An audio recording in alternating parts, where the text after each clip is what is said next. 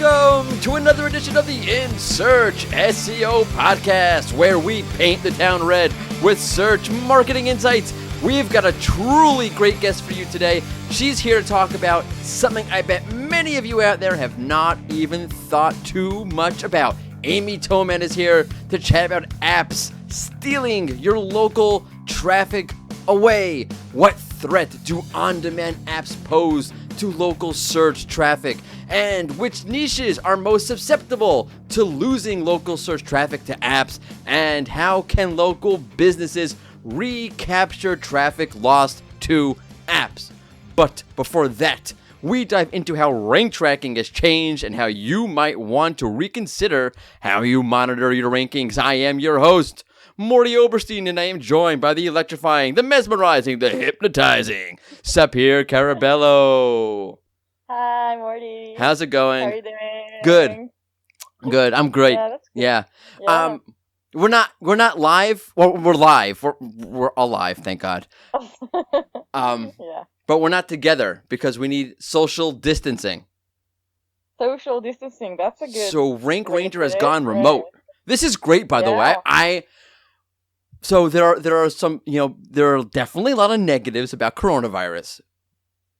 But to look on the brighter side of things, this is my perfect excuse not to have to see anybody or socialize with anybody. Like, you want to hang out? No, we can't. Social distancing. It's perfect. Right. Yeah. Perfect. On the other hand, I had family that was going to come visit me. Family I like that was going to come visit. Now they can't. And yeah. And baseball season has been postponed. So I am royally pissed off at coronavirus at this point. Okay, that's a good reason to be pissed off, right? Yeah, that's what I thought so. In all seriousness, we hope you're doing well. We hope you're taking the proper precautions. And we hope this all ends really soon. Are you okay, Sapir? How's it going over there with you? I'm okay. I'm well. That's Working good. from home. Right? That's good, yeah. Yeah, it's, nothing wrong with that. Right. I think my new motto will be the police, the band, who you don't know, and don't stand so close to me. I heard of them. You heard of them? That's surprising. Wow. The world is truly upside down. I thought they were the ones that dressed up as Indians. Oh, we went through this, right? We went through this. I've already taught you who the police were. Okay, great. Well, let's move on. Again, we hope you're doing well. We hope you're safe. We hope you're healthy, and we hope that continues for you. Please. Take and care. Yes, and please don't talk to anybody, see anybody, stay in isolation, do it because two birds with one stone. You keep the world safe and you don't have to interact with people. Anyway. Amazing. Do not forget, we put out a new episode of the In Search SEO podcast each and every Tuesday. You can find it on Stitcher, you can find it on SoundCloud, you can find it on Spotify, and of course you can find it on the Rank Ranger blog. And do not forget, you may subscribe on iTunes, and you can probably find it wherever good podcasts are found, and maybe where some crappy ones are found as well. I don't think the platform discriminate good or bad podcasts. Anyway, also, do not forget, Rank Ranger is your source for supreme things rank tracking. Endless rank tracking reports and dashboards, quarterly, monthly, weekly, daily rank tracking for every market, for all sorts of search engines, local rank tracking, per location, local finder, local pack, and Google Maps rank tracking, specialty rank tracking, Google for Jobs, AppBox, video carousel rank tracking, rank volatility tracking for all of your keywords. I can go on and on and on. And, don't forget, the only place you can see if you rank above the fold or not is, you guessed it, Rank Ranger. So check it out at rankranger.com. Okay, so we got a great show for you today. Super excited to share my conversation with Amy Toman with you. But that's all in good time, because first we need to talk about a topic that has gained a little bit of steam lately in the SEO world: rank tracking, which is why I plugged Rank Ranger as rank tracking. See, it's all harmonious. And rank track, rank tracking, how it has been, how it should change, and whatnot, because it's actually, believe it or not, what's hot in SEO. Red Hots! Get your Red Hots here! So, a few weeks ago, Dr. Pete over at Moz, wonderful guy, I love him very much, wrote an article comparing how far down the page the organic results are now compared to a few years back. looking at the pixels, right? And the SEO world, when they saw this, lost their collective minds because you could probably imagine the organic results are way further down the page than they once used to be. So everyone kind of went crazy. Well, it's a big deal. It is a big deal. You're right. Yes, I agreed. Yeah. Now, interestingly enough, Danny Sullivan of Google chimed in on the study saying that features pushing results down are organic, like the video carousel and the news box and so forth. That does not sound right to me. I mean, not every site can get into a news box. Yeah, that's a good point, right? It's not completely opened up. And to me, right, if you really want to go down the rabbit hole for a second, let's say you see a video carousel there, and you head over, you click to my YouTube video. Okay, that's not the same thing as going to my site. On my site, I control the narrative. I can push the funnel how I want to and so forth. So as a result of all of this, okay, rank tracking has sort of made its way back into the conversation. Thank you, Dr. Pete. So there was there was all sorts of chatter about the role of rank tracking and the nuance of rank tracking. And one of the things I heard was, maybe pixels should be looked at instead of positions per se, which I find intriguing. It's something we've discussed here a few times at Rank Ranger. I personally think it's hard to turn something like that into something very useful in my mind. It's something like looking at pixels versus position can get complicated very quickly. So I hear the sentiment. I'm just not sure how practical it really is.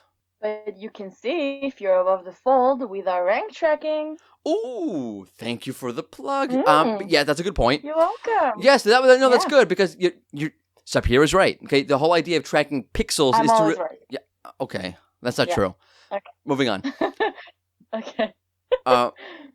The idea of tracking per pixel or pixels rather, not per position, is to see where you are on the page, and the idea of that being is, are you above the fold? Are you not above the fold? Which we do tell you. Yes, Rank Ranger is the only place you can find that. Yes, good plug for Rank Ranger. But even that, by the way, and let's be honest, to a certain extent, even that is just a metric that we might get, be getting too hung up on. Aw, you're not used to getting hung up on yet? Am I used to getting hung? No. Why would I? Wait. Why would I get hung up on? First of all, that's not how I meant the word hung up on. Never mind, move on. Are you referring to my my dating life? I'm married for 13 years. My wife is a wonderful person who doesn't hang up on me.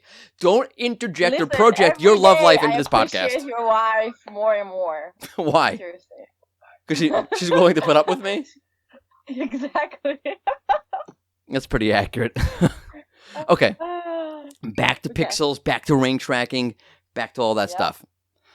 Let me put it this way, okay? Even if you have a great, wonderful metric like we do at Rank Ranger, plug, where you can see above the fold, where you can see if you can rank above the fold or not, it doesn't matter unless you understand the rankings. Meaning you have to qualify it no matter what. Whether it's positions per se or pixels or identifying when you're above the fold or not, you have to qualify rank. Another ambiguous statement from the great Mordy Oberstein. What does that look like exactly? First of all of my statements are ambiguous because that's what makes me great, I think. You are mistaken. Yeah. You're right. Okay. Oh, good comeback. You are mistaken. Wow. You have failed 4th grade comebacks. Okay, fine. You know what? Let's play this out because you're right, as usual, I guess. I'm always right. Yeah. We know. You're always right. Let's say you rank above the fold for a keyword. Gather yourself, Sapir. Let's say you rank above the fold for a keyword. Okay, but you also need to know what other features are up there above the fold with you. No? Not to play devil's advocate, but we tell you what features are on the page with you. Oh, good. Another Rank Ranger plug. Who would have thought we'd be plugging ourselves when talking about rank tracking? So surprising. But that's true. Okay, but even that's only half the battle. So, you're above the fold. You know where you are on the page, and you know what other features are there with you. That's looking at where things are, not what they mean. Okay, and there is no tool that can do this. You have to use your eyes and your brain. I know it's so upsetting. But you have to qualify what those features mean. Right? There, for example, let's play this out. Okay, you can have a query, you rank above the fold, and there's an image box above the fold. Okay? Yeah. But it could also be that there's not much of an image intent, even though the image box shows up. So while it's applicable to images, it shows up. That's not the strongest intent on the page. So in that case, the image box and my result or my page showing above the fold together, I'm not so worried about it. But let's say it's a very visual heavy query. Let's say you Google, I don't know, what do the stadiums in the NFL look like? You might have an organic result. It doesn't matter because you're going to go look at the images. Or take the video carousel. It's up there with your organic result. That's problematic. Yeah, most likely. Okay, but what videos are in the carousel? Maybe Google's doing a bad job of showing the right videos for the right query, which happens. So yes, the video carousel is up there. Oh no, I'm not going to get any traffic. They're all going to go to YouTube. But do the videos reflected in the carousel actually align to the intent of the query? Okay, you have to qualify the page. There's no other way. You have to qualify ranking. There is no substitute for looking at the SERP itself. And that's why we have the SERP snapshot that lets you see the SERP promo UI. This is what happens, by the way, when we have someone who works on the product side of the query. Of the queries. God, my brain's not working. It's a corona. Oh my God. This is what happens when you have somebody who works on the product side of the company joining you on the podcast each and every week. She finally gets to plug the product more than is appropriate, in my opinion. But okay, yes, you can see what the SERP actually looks like in Rank Ranger. Another amazing plug. You deserve a race up here. I hope everybody who's on your side of the company is listening to this podcast. They better be. Yes, please. Okay. By the way, just to counter that, as a true content person, that's only one way you have to qualify your rank. Meaning looking at the SERP and the SERP features. Okay. Another way is looking at volatility. How stable, how consistent are your rankings? Again, it's about qualifying rank position. You should even look at the other results as well. That's also true. And I'm surprised you didn't plug the fact that we have rank volatility tracking, but okay. We have rank volatility Yes, we know. Okay. So, except here, again, is right. This is very painful to admit for me, but she's 100% right. You have to look at the other results. Just like in a video carousel, you need to look at what's actually being shown in the carousel cards. You need to see what the other pages ranking along with you are. Because it could be, right, Google's showing results. Let's say you rank, I don't know, you're number 3 on the page. Okay, but the other 2 results that Google's showing, number 1, number 2, don't align to a certain user intent. Let's just say it's a buy query. Buy car insurance, my fallback query. Buy car insurance. You rank number 3. You are the first review site on the page. So yeah, Geico may rank number 1, Allstate may rank number 2, and you're number 3. Oh no. Oh, for the intent of learning more about car insurance policy, guess what? You're number 1.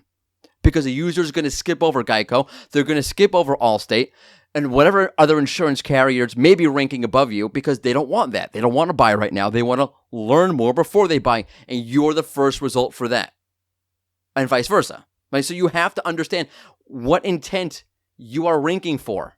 You might be number 3, number 4 on the page, but you might be the first result for a very important user intent. And B, or number 2, Google could be showing crap above you in general. Let's say it's all the same user intent. And you rank number 3, you're above the fold, all that good stuff. It's possible, it does happen that Google's showing crap above you. And the results that Google's showing number 1, number 2 don't really hit on what the user would want. You're like, oh no, being outranked. I mean, not really, because the other 2 results suck. And that does happen. They're not applicable to the user. Get it? Got it? So, in a nutshell, qualify your rankings, no metrics can substitute. Exactamundo. Yeah. I love that word, exactamundo. Cowabunga. I know you do. So 1980s Ninja Turtles. Who? You keep using it. Do you know? I don't know who that Yeah, is. I don't know what they... Ninja Turtles? Really? That's surprising. Everyone's surprised. Ninja Turtles. Yeah. Of course. Master Splinter. Oh wow! course. Ooh, look at this. See? I bet you. Now I can die because now you understood a cultural reference. There will be no podcast next week. I will be dead. Speaking of ranking, Yeah. we probably shouldn't joke about death. That's coronavirus. I'm totally an idiot. Anyway, You I know are. it's not what I did not mean to be insensitive. It's not Yeah. just being an idiot. Talking about ranking, speaking about ranking, whatever I was going to say. The end result of ranking should be traffic to your site. So I sat down with Amy Toman, local SEO expert, to talk about how apps could be siphoning local traffic away from your sites. So let's have at it, as believe it or not, we are actually still in the middle of our Women in Search series. Let's hit it with Amy Toman, cut 1. Welcome to another In Search SEO podcast interview session. Today I have with us one of the most active folks within the local SEO world. She's a Google local guide. She's also the SEO analyst at Digital Law Marketing. She is Amy Toman. Welcome. Hey, Mordy, how you doing? Good. Thanks so much for coming on. So first off, you're a New Yorker who now lives in New Jersey, and isn't that a contradiction of terms? Because if you're not from New York, or if you're not from the New York area, I think, unless I'm wrong, the general way it works, unless I'm totally unique in this, that if you live in New York, you hate New Jersey. Like, I hate driving in New Jersey. Well, I have unfortunately gotten so used to being down the Jersey Shore and being, 5 minutes from the ocean that I now can't stand driving in the city anymore. And I'm originally from Brooklyn. I will As am say. As am I. Yes. And we absolutely love it down where we are now. We just have a little bit more room, and it's a little less stressy. Jersey is nice. It is nice. It is. It's called the It Garden is. State for a reason. Ironically, I used to be a history teacher. George Washington said that New Jersey is the most beautiful place in the world he's ever seen. He must have been talking about lower New Jersey, not where all the oil refineries are, or I'm assuming the refineries weren't there at that time.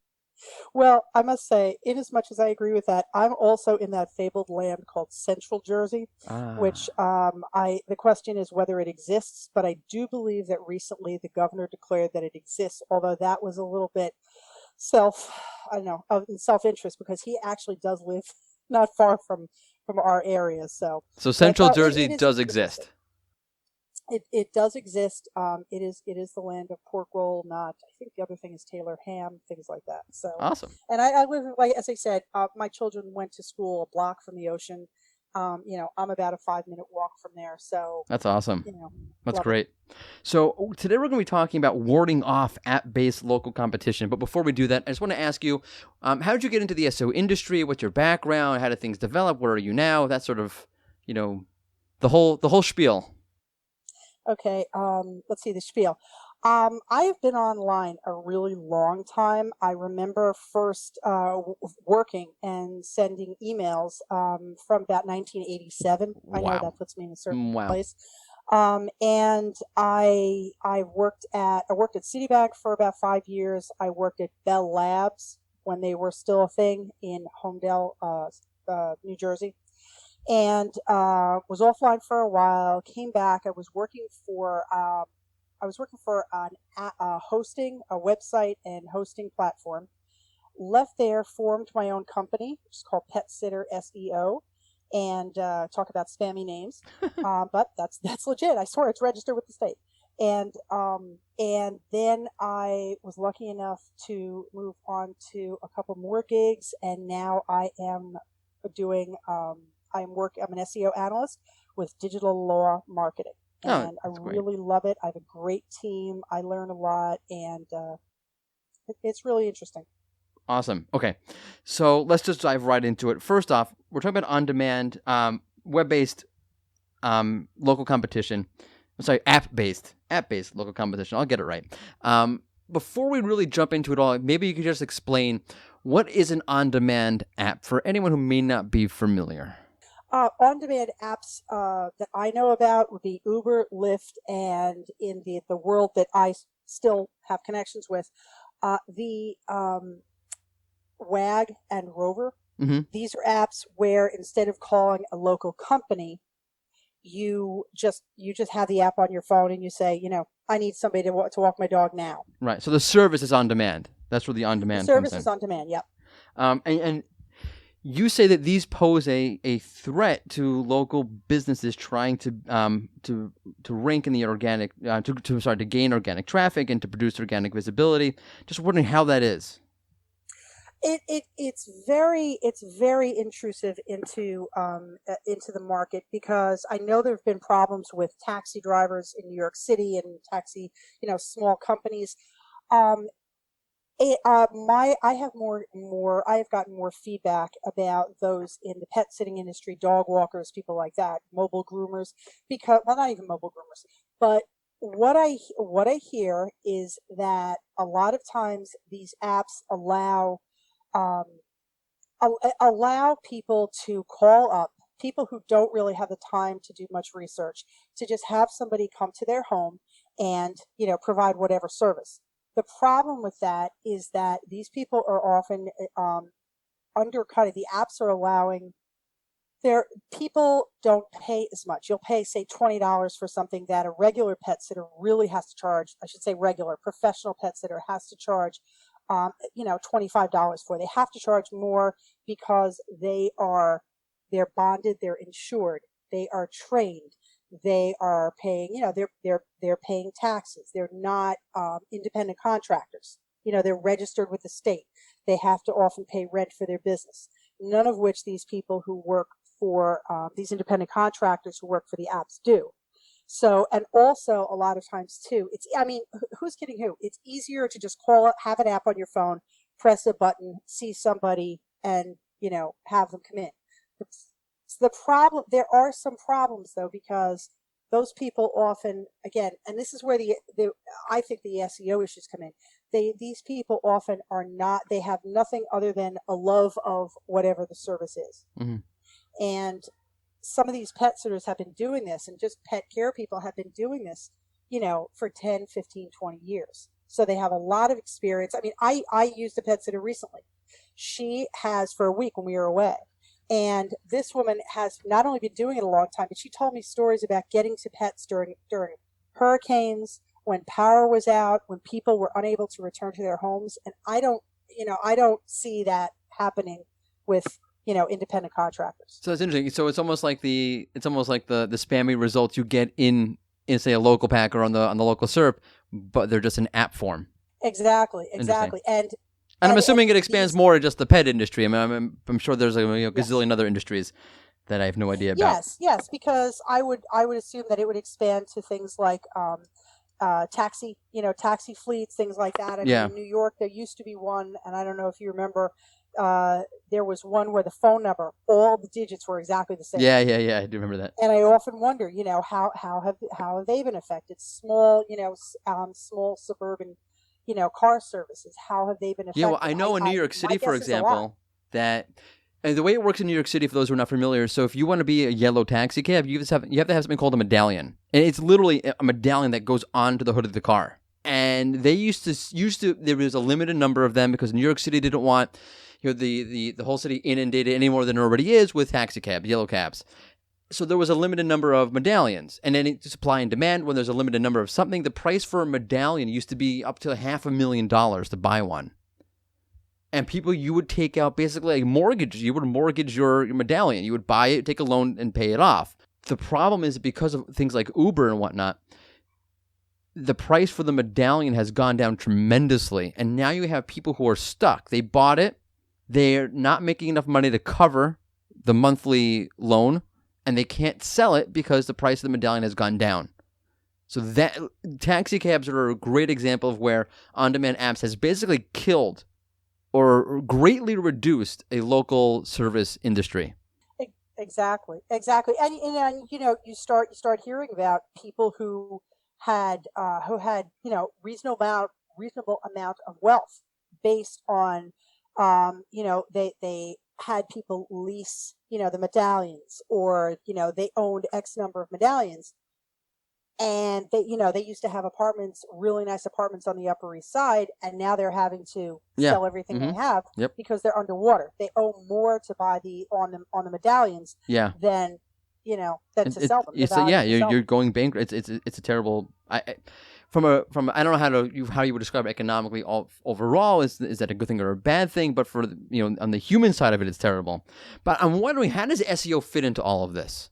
Because how are you supposed to use SEO to combat something where they're using the app and they're ignoring the SERP altogether? Well, put it this way: I don't think there's any. What's the old line with SEO? It depends. Okay. I don't know that there is a definite way to do it, and I actually would love to hear more from others on their suggestions on this, because I know a lot of industries would love to know.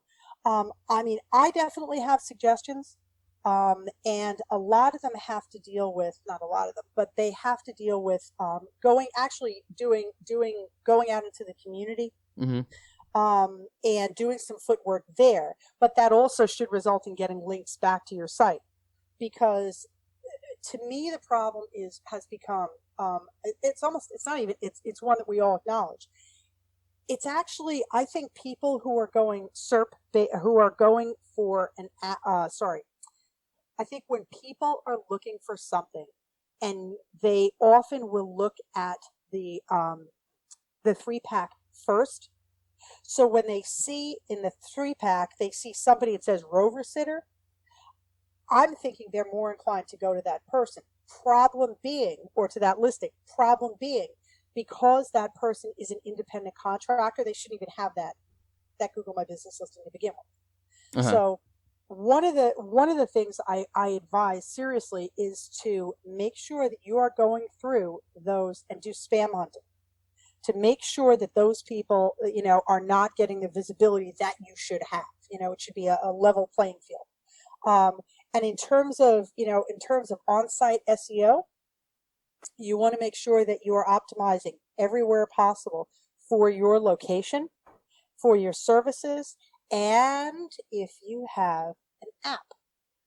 There are some very good pet sitting companies out there. They're not independent apps, but they're pet sitting companies that offer things, app-based apps that you can then basically white label out to your clients. Oh, that's interesting. So, I mean, basically, you're saying that local businesses who are either expecting on-demand apps to hit their vertical or already experiencing on-demand apps in their vertical should start thinking about ASO versus SEO to a certain extent. Obviously, you did have SEO. We'll come back to it in a second, but app store optimization and having an app altogether, you're saying could be that it's a must for a local business at this point. You know what? If it's available, it's definitely, as everybody says, it's definitely worth a try. And in a lot of these cases, what I'm finding with these more successful businesses is that they advertise on their home page, and they even often have an individual page for it saying, our app, try our app, use our app. And the apps are by companies that prior to these app-based companies coming in, companies that primarily did things like they would help you do scheduling, or they would help you do invoicing. Now they're also offering an app. Sometimes it's white labeled, sometimes it's not. But by being able to do that, grab it on your phone. It's going to go directly to the pet sitting company who you have engaged. It really does help a lot. And these people, they've gone so far as they'll have like screenshots on there. They will explain this to you. They will do whatever. But it has helped several of these companies. To this, and I think you're right. I think local businesses should start thinking about apps more than they are. I think many are not. But for example, I know the taxi industry in certain markets they have things like Get Taxi is a popular taxi app for certain markets, where to combat Uber, the local cabbies have said, okay, we'll go app also. Right. And if it's the old phrase, when in Rome, or if you can't beat them, join them. I have another million adages I can throw at you about this. There is something interesting you brought up, and we could talk about ASO for a long time as a separate conversation, I think. So, okay, yes, if you're listening and you do your local business, or you do local SEO, you should maybe start thinking about the app side of the equation. But if you're not going to be able to compete, because their users going right to the app automatically, so they're not even seeing you on the SERP and whatever it is. So that means you're going to have to circumvent the SERP to a certain extent, and think a little bit beyond. Either just think a little bit beyond SEO altogether, which is, of course, heresy. Or think about SEO perhaps a little bit differently. One of the things you brought up was links. And it just hit me as you were saying it. Let's keep with the dog sitting example. It's a good example. Let's say you're a dog sitter. And you mentioned going out, and I spoke to Garrett French about local link building, and he said the same exact thing. Go out and make real connections locally. Yeah. And build links that way. And I'm wondering what you think about this. Like, if I am a dog sitter, and I am having trouble with, the on-demand apps are killing me. Well, maybe I should go talk to a dog groomer. And then when on their website where, hey, Mr. Dog Groomer, Mrs. Dog Groomer, can I write a blog post for your website? Or can we create a partnership where we refer business to each other together, whatever it is, and sort of create a partnership? This way, if someone Googles dog grooming, they go to a website, they'll see my link on that website and find me that way, as opposed to directly doing a search related to my business. Exactly. And that's, excuse me, that is something that we've been recommending for quite a while. You want to, both two parts of that. You want to go out into the community. You want to get in touch with every, emergency vet, every regular vet. You want to have connections, depending on the size of the area. You want to have connections with the local law enforcement. You want to talk to anybody who would have any sort of tangential connection to a person's home and to their pets. And when I say that, also, a lot of times these people will have, pet owners will have things like alarm systems. So you want to talk to local alarm systems, if companies, installers, if you can. You want to have any sort of connection that you can by making a personal contact with these companies.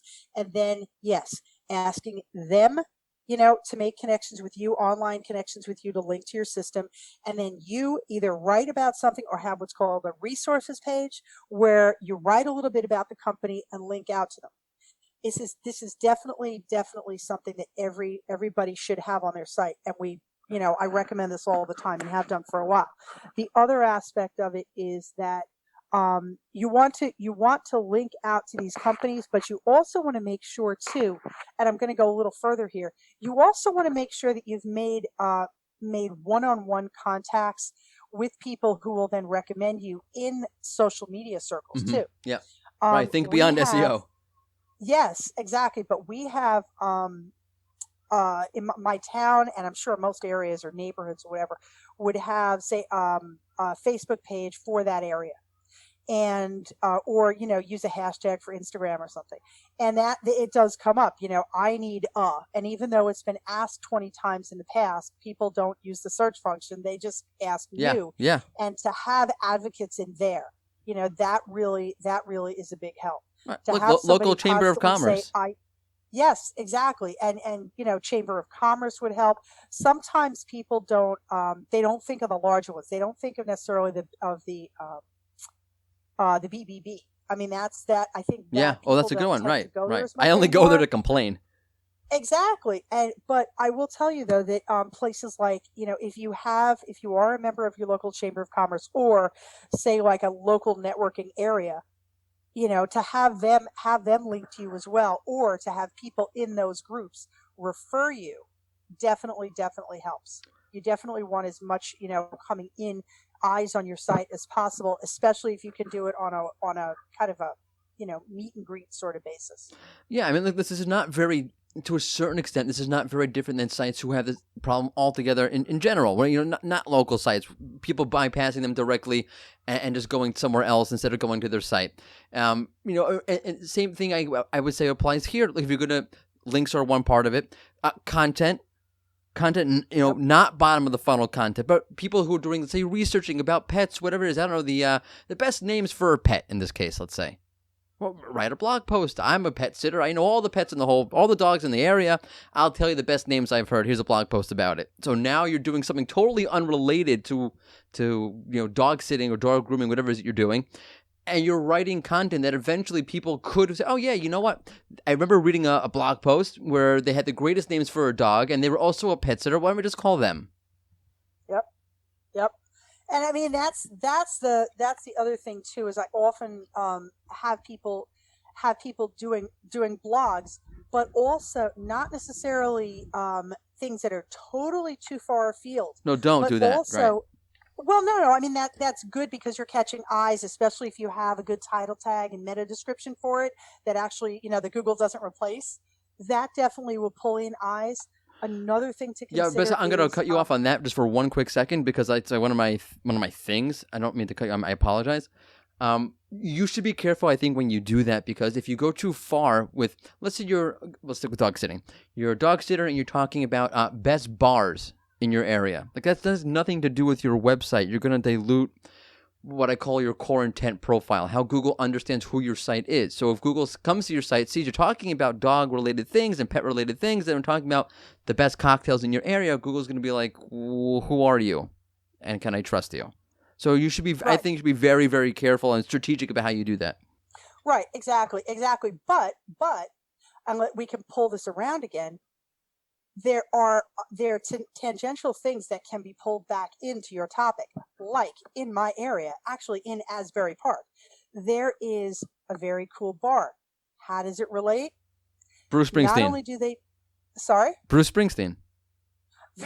That's how it relates. Good. I'm from New York. This place is called actually, and I have no connection with them. They're called the Wonder Bar. Okay. And the Wonder Bar has a really great picture of Tilly. That's like the famous icon from Asbury. Mm-hmm. But they do not only do they do fundraisers for pets, but every weekend during the summer they have yappy hours. And if you haven't seen what a yappy hour is, they have an outdoor area and they invite dog owners to bring their pets. Oh, that's perfect. There are special parameters right. for it. So that's entirely related to what your site's doing. That's perfect. Exactly. Actually. So you would say, why would you write about a bar, or why? Would oh you no, write I don't. about, Yeah, no. If you can this or tie that? it into what you're It's doing, great, for sure. Yes. As long as you can pull it back into something like that, and then again asking for the link back, saying, hey, guess what? Can you put this on your your site or your this or your that? Like in the news and point it over to me. So these are all things that you can use. The other thing, and I'm very specific about this, is oftentimes I tell people too, make sure you have location pages. So you don't just have because most of these people are SABs, they're service area businesses that don't have don't have a walk-in bricks and mortar office location. A lot of them just come to your house, provide their service, and lock your home and leave. But what often helps is to have not only a service area page, you always want to have that, but then you want to link out to the different towns that you service, right? So say if you're a plumber and you do everything within a certain county, that's great to say the county, but let's just build on that by start talking about the individual towns. That also usually kind of helps you come up a little bit. And it also shows, the big thing is it shows in search results. Mm-hmm. So these are also things that are gonna pull you up and they're gonna make you look a little bit more legit. For something as personal as with the onset of the term pet parent. Another thing, just a lot of this is personalized service. If you can do, and I'm not talking specifically about reviews. Reviews are great and they should mention this in the reviews because reviews are now searchable.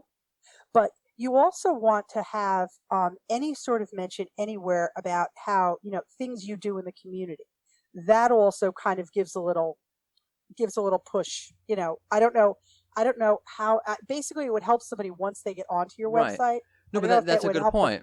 Rob, but I would say that if you're going to do this, if you're going to go after your on-demand app competition, so if the on-demand app, if the app service, because they're a little bit sketchy, maybe they're a little bit cheaper, you're going to have to somehow offset that when you market with quality.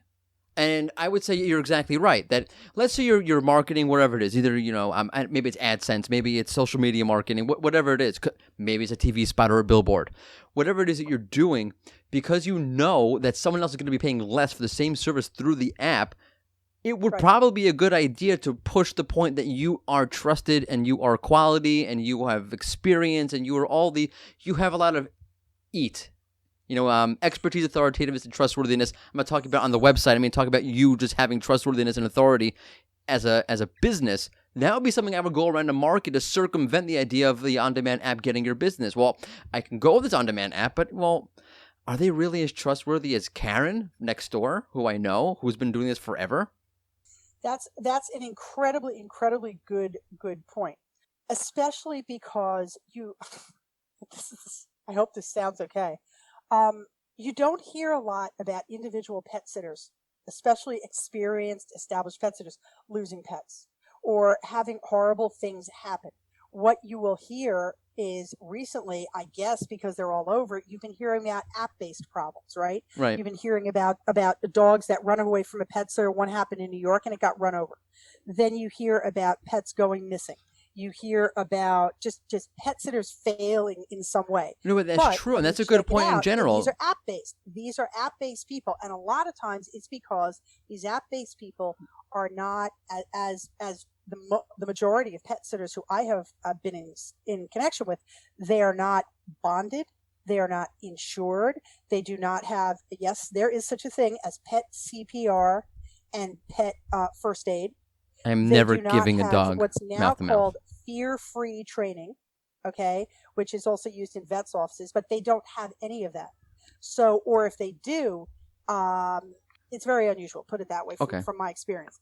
But it's the sort of thing that you're talking about to you have to, that's a new thing that I've been pointing out to people. And I did actually I do Facebook Live sometimes. Again, it's not my primary, but I do find it kind of fun to share the information. I did one on EAT, and I believe I did it in December. And you would not believe the number of people who have come to me and said, what does this look like? How do I do it? I even had one pet sitter who came to me and said she did it and had somebody contact her about writing a book. And she did not think it was legit. If she followed through, found out it was, and not only that, when asked how did you find me, they said it was through her website and through her about page, because her bio, she changed it to have really good EAT. Okay. So that is definitely something. If you can refer people to, look at me. You don't want to say at the outset, haven't lost a dog, Right. haven't killed a dog, but you want to say, look at my experience. I'm not just a one-off. I'm not your neighbor who loves puppies. I'm your neighbor who's taken all this training and then have links out to all these training. The training that you've done. If you've written something, if you've done this, if you've done that, if you've been published somewhere, if you've been on the news, putting all that in there means a lot to people, because what they're doing is I think it's coming to light that people don't, for the reasons mentioned, people don't necessarily want a one-off pet sitter. They do maybe in an emergency, and that's fine, but a lot of times they want somebody who's knowledgeable. It's the same thing with plumbers. It's the same thing. Yes, You'll call exactly. you'll middle of the night. You do a search for New York City plumber. You're going to get one of these referral services. You call them up and they send some other plumber from whatever company. But you wouldn't do that at 5 o'clock in the afternoon when you had the choice. Or the same thing to your point, where you have these on-demand apps. You have it in the pet industry. But if you go online, one of the things that I enjoy watching is on YouTube. You have the Uber drivers have cams in their car, and they have all these people they kick out of the car. All these crazy things happen in the car, and there is a certain amount of, what the right word is, but sketchiness or whatever it is, sketchy association people have with things like Uber and Lyft. Like, who is this person? Who's going to show up? Can I really trust them? As opposed to, and it's a funny thing because you wouldn't think this, but you'd say a yellow taxi cab in New York City. You hop right in. You don't really think about it until you get in and you smell it. But before then, you think it's okay because it's an official yellow cab. It has a number. The driver's being tracked by somebody. He has a medallion. The city knows about him. There's some sort of larger accountability. Now, I wonder if it's amount of time before these on-demand apps like Uber and Lyft sort of get the same authority and credibility as, let's say, a yellow cab in New York City. I have no idea. It's a good question. But as it is now, whatever industry, whether it be you're a cab company, you're a pet sitter, whatever it is, there's still a certain amount, when it comes to the on-demand world, there's still a certain amount of skepticism. That's what I'm looking for. There's still an amount of skepticism that you can market yourself as, don't be skeptical of me, I am super authoritative. Yes, and let me tell you, I think, see, part of the problem that I find, and I don't want to go off on this at the moment, but part of the issue is that a lot of pet sitters, they market everything they're marketing themselves, right? They don't have agencies. They don't have high-powered companies or high-powered budgets, okay? And I think that is something that what you said is not played up enough. Point being that you want to try to point out all the great times that you did something that was unusual, going out of your way, something that you would not expect from an app. I have, again, there's a pet sitter near me. She has gone through blizzards to make sure that pets, diabetic pets got their shots. I have heard pet sitters, if you can believe this, who cared for the elderly.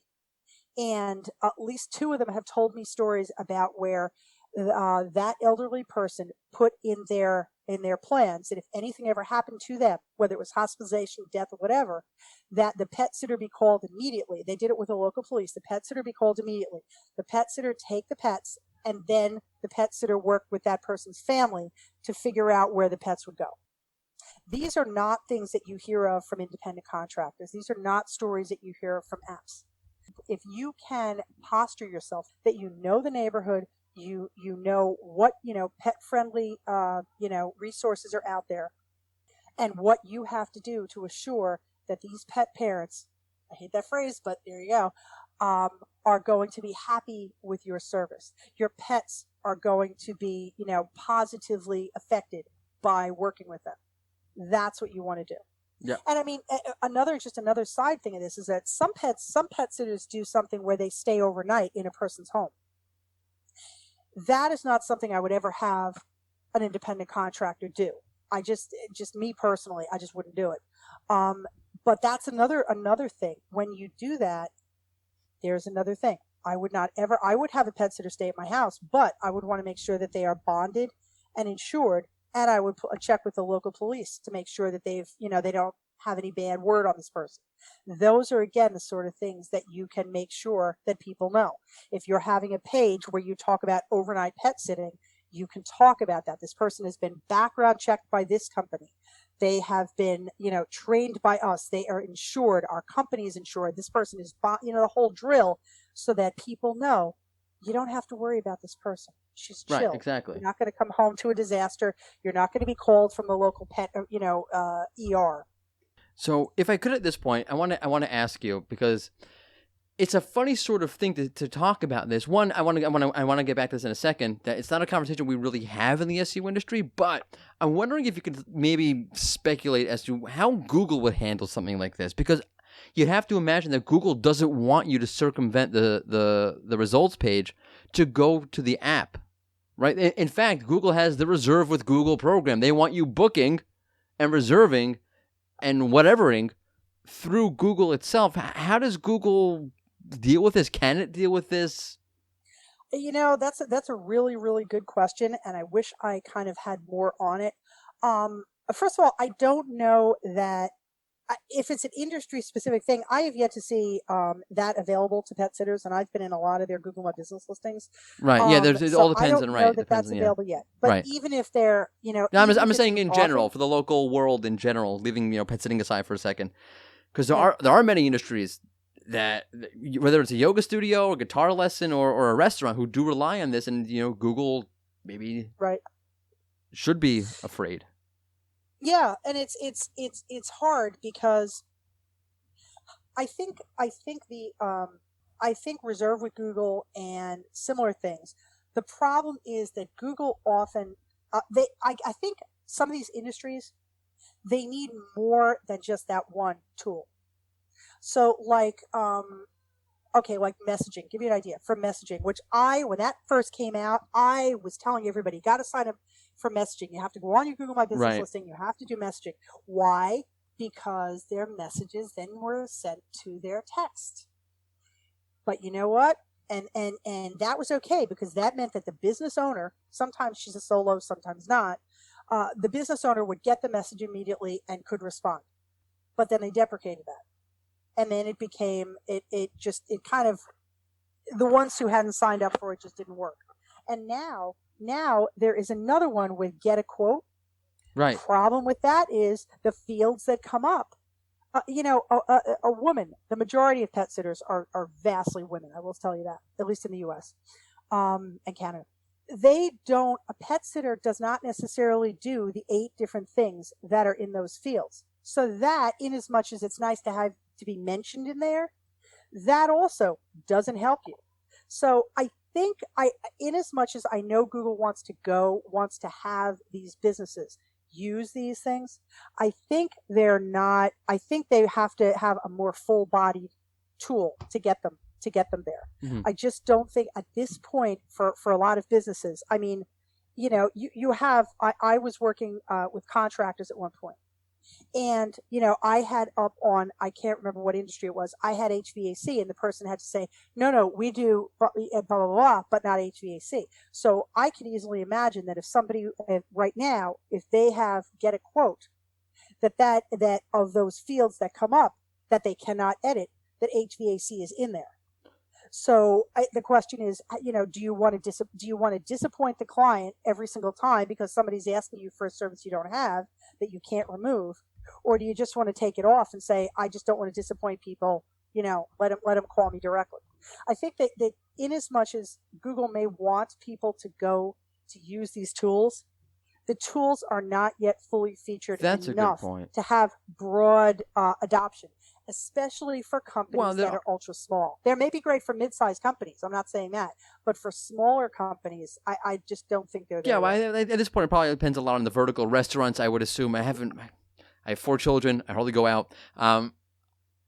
Young children. I haven't reserved with Google for anything. Or we're going out, we're not going to a restaurant where you need to reserve anything with 4 children. You're just, if you can throw it at the wall and there's food all over the floor and they don't care, that's the best place to go. But I would imagine for restaurant goers, that would be something that's very popular. So I guess it depends on the vertical. And I guess you're right. Like it's not at a point yet where Google's saying, well, it's really a problem. I wonder if it will be a problem at some point, but who knows? Well, I mean, that's part of it because, I mean, I know I'm famous for certain people, won't say who, for asking for more specific categories in Google My Business listings. And I know that on the one hand, it may seem annoying, but on the other hand, if the categories were more specific, if they were more specific, like to within an industry, I think that would also help with the development of those fields in get a quote. Right. Because right now, I don't want to get too into it, but there are about 20 categories in, I know, like the pet industry, right? There are 20 categories that could work, but not all of those apply to every single sitter. So again, they'll get to it. They're just not where they need to be. And I think as they develop, hopefully other industries and other tools will develop also. But in this one respect, I think that the tools that are out there, not unlike some of the SEO tools, are ahead of where Google is and where they need to be. Okay, so to sort of cap all this off, I have a fun little game I can do with all of my guests. I call it Optimize It or Disavow It. It's where I give you 2 good options, and you're stuck choosing one good option over another good option, or I give you 2 bad options, and you're stuck choosing one bad option over another bad option, which is, of course, not desirable. So this is the Amy Toman version of Optimize It or Disavow It.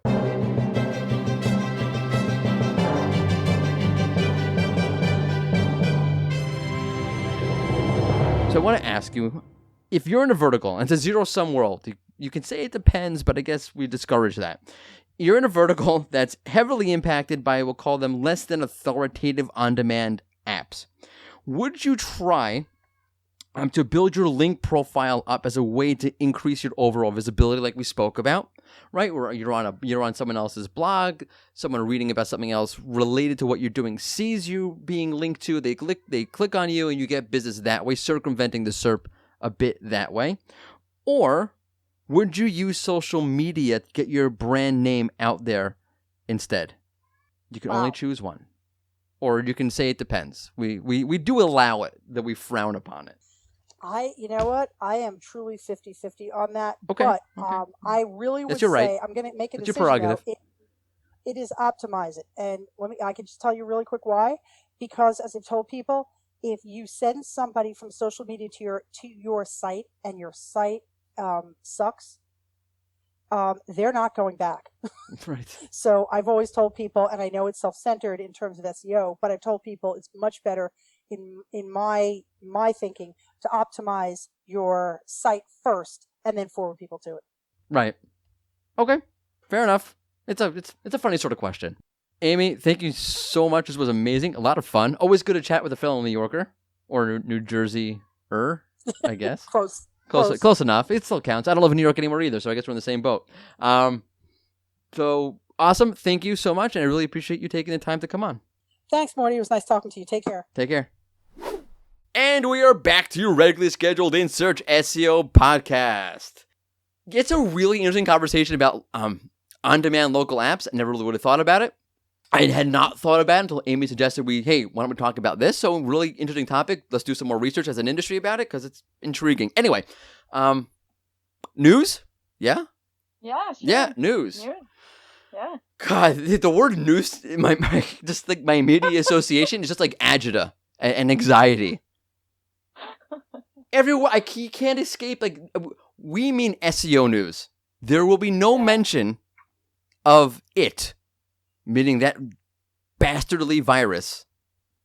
Actually, there is one. There is one? item. Crap. Okay. Yeah. All right, you've been warned. It's there. It's going to be depressing. Go ahead. Let's hit it with the news.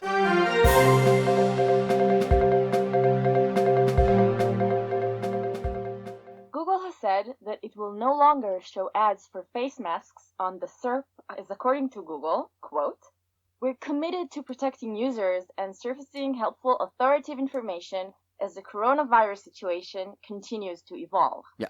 Yeah. My wife's a nurse, and she's like, there's really no point in you wearing a mask because most likely, even if it did serve a purpose, you don't know how to put it on. So, that official coronavirus advice on the In Search SEO podcast from Morty's wife, Thank you, the Morty. nurse. Amazing. Go ahead. Sorry. Moving on. Moving on.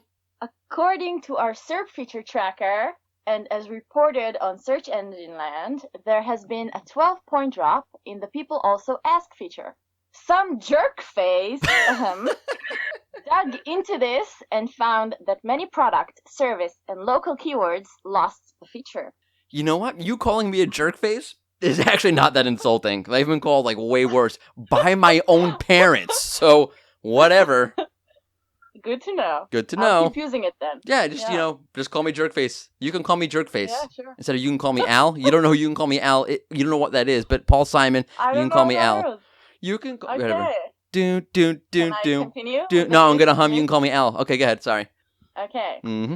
UK users searching for health information will now see knowledge panels pulling content from the UK's National Health Service. That's timely. That's a timely update.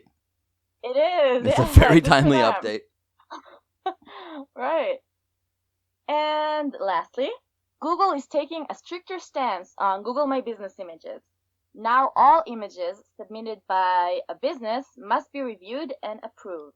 Right. So that's a little bit complicated because the guidelines are not exactly clear. But for example, uploading stock images, don't do that. You can't do that. Won't get approved. Google did say, by the way, that they're using a combination of AI to review the images and actual people. So take that for what it is. And that's what it is. That's all the news that's fit to print. I can't believe I said that. That was entirely cliche. But we're done, right? We're done. Okay. No, thank thank you, me. Sapir. No, thank you.